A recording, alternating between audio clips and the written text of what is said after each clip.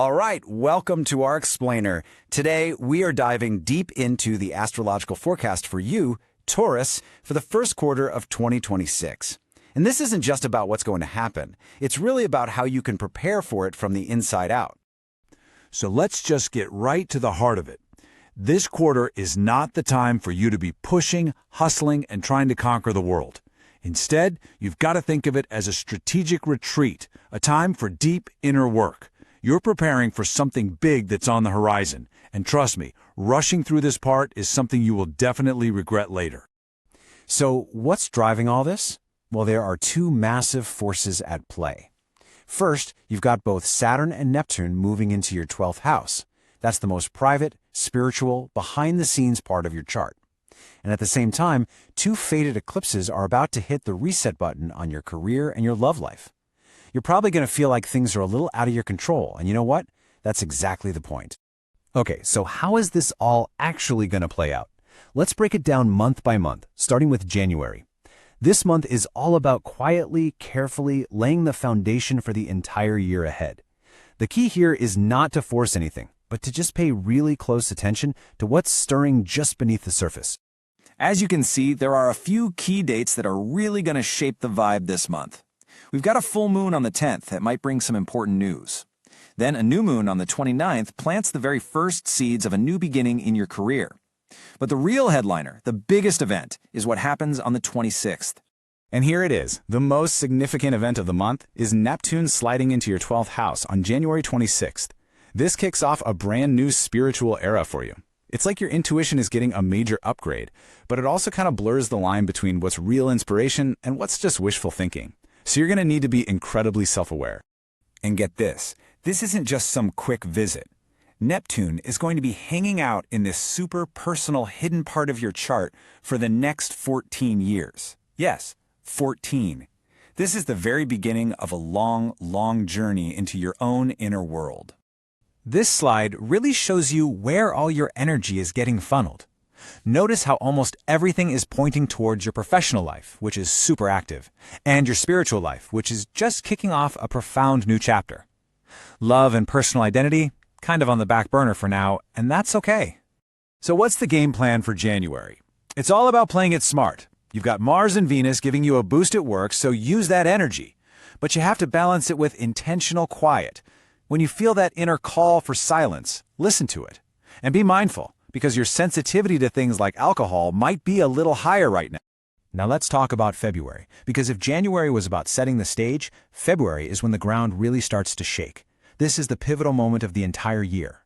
I mean, just look at this schedule. February is absolutely packed. You've got Saturn, the planet of structure, joining Neptune in that deep 12th house. Then, bam, a powerful solar eclipse hits your career sector, and just to top it all off, Mercury goes retrograde. It's a lot.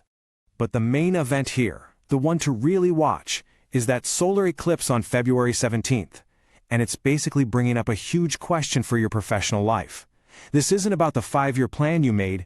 This is about what fate has in store for you. This eclipse is a total game changer. It's an external event that just happens to you, forcing a turning point and completely redefining your career path. This could look like a sudden promotion, a job ending, or maybe just a lightning bolt realization that you are on the completely wrong path. Whatever it is, after this, nothing's the same. And this right here, this is your survival guide for the month. The big theme is surrender. Seriously, trying to fight this eclipse is like trying to stop a tidal wave. You just can't.